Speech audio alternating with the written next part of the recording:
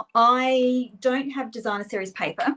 I don't think, but I didn't have time to go searching this morning. But I thought what I would do instead is just grab a black blends marker and just do some of my own stripes instead. So I just want to make sure that that's nice and bold.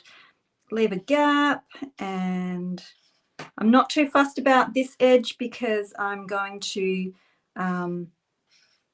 stick this behind anyway. So in this way you can make your lines as thick or as thin as you like.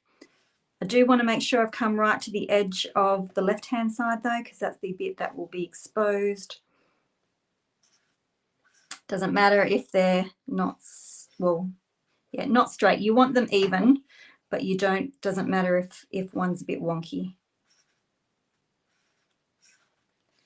Okay, and so, because we're only, whoops, get that straight, because we're only doing a scrap pit, it you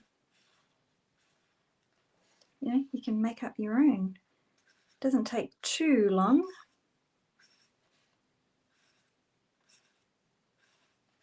And then last little bit at the top.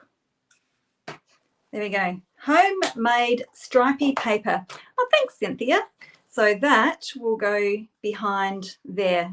Ta-da! Homemade stripy paper. And